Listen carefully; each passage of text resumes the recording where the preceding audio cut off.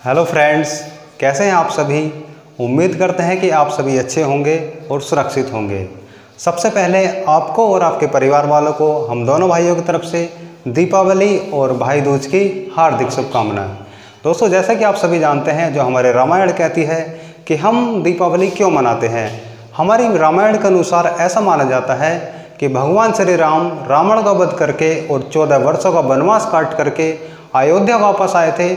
उन्हीं के स्वागत में अयोध्या वासियों ने दीपक जलाकर दीपावली का त्यौहार मनाया था। तभी से निरंतर हमारा दीपावली का त्यौहार मनता आ रहा है। हम इस त्यौहार में अपने घर को अच्छे से सजाते हैं, अपने दोस्तों से मिलते हैं, मिठाइयाँ बांटते हैं और आतिशबाजी भी करते हैं, सिर्फ अपनी खुशी के लिए। लेकिन दोस्तों, मैं आपको बता दूं कि एक स्टूडेंट का कोई दीपावली, कोई ईद, कोई होली, कोई भी त्यौहार नहीं होता है। उसका असली त्यौहार जब होता है जब उसका सिलेक्शन होता है। इसलिए आप इस दीपावली को सेलिब्रेट करें, लेकिन अपना फोकस पूरा एग्ज़ाम पर रखें। जैसा कि आप सभी जानते हैं कि हमारे यूपीएसआई की एग्ज़ाम डेट आ चुकी है। 12 नवंबर से उसके एग्ज़ाम स्टार्ट हैं। सबसे पहले जिन बच्चों का यूपीएसआई का एग्ज़ाम है उन सभी को ऑल द बेस्ट। और जिनका जीडी का भी एग्ज़ाम है उसकी भी एग्ज़ाम डेट आ चुकी है हमारी 16 नवंबर, उनको भी ऑल द बेस्ट। और दोस्तों, आगे की जानकारी आपको राशि सर देंगे। जी सर, आपका स्वागत है। बिल्कुल, मैं आप सभी लोगों को बताना चाहता हूं कि जैसे कि सर ने अभी आपको बताया कि एक स्टूडेंट का कोई भी त्यौहार नहीं होता, उसी प्रकार मैं भी यही कहना चाहता हूं कि एक कोई भी स्टूडेंट है उसका कोई भी त्यौहार नहीं होता जब तक उसका कोई सिलेक्शन ना हो जाए। ये ध्यान रखना, उसका सिलेक्शन होने के बावजूद, यानी जब सिलेक्शन होता है उससे बड़ा त्यौहार उसके लिए कोई नहीं होता। ठीक है, उसके बावजूद आप अपने त्यौहार मनाएं, कोई दिक्कत नहीं है।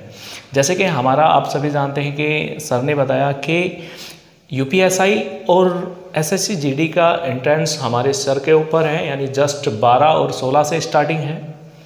तो इसीलिए मैं आपसे कहता हूं कि 2-4 दिन वेस्ट ना करके केवल हम दीपावली का त्यौहार मनाएंगे कल, और हम पढ़ाई में जुट जाएंगे। ठीक है, अपने तैयारी को बनाए रखेंगे, निरंतर तैयारी बनाए रखेंगे। ठीक है, जैसे कि आप सभी जानते हैं कि पैट का रिजल्ट घोषित हो गया है, और या तो इस मंथ के लास्ट तक या फिर नेक्स्ट मंथ के बिल्कुल फर्स्ट वीक में हो सकता है कि लेखपाल की वैकेंसी बिल्कुल आ जाए।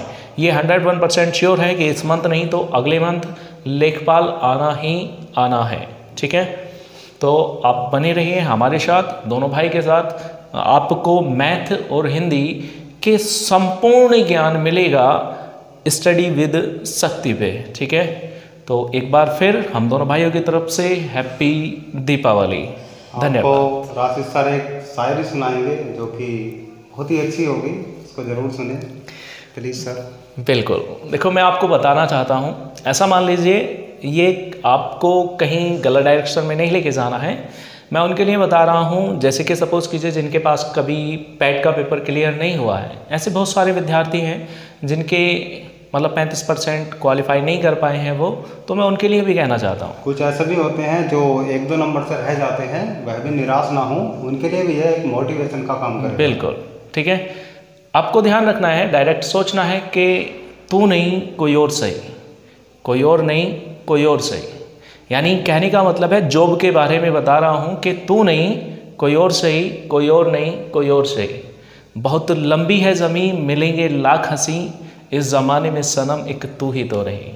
ठीक है, तो ध्यान रखना है आपको भैया कि इस लाइफ में, यानी एक पैट का क्लियर आपको, जिसका क्लियर नहीं हुआ है, कि जिसका क्लियर हो गया है उसके लिए बहुत बहुत बधाइयाँ, और जिसका क्लियर नहीं हुआ है भैया 6 मंथ बाद फिर दोबारा एंट्रेंस आने वाला है, उसके लिए तैयार रहें। ठीक है, जय हिंद।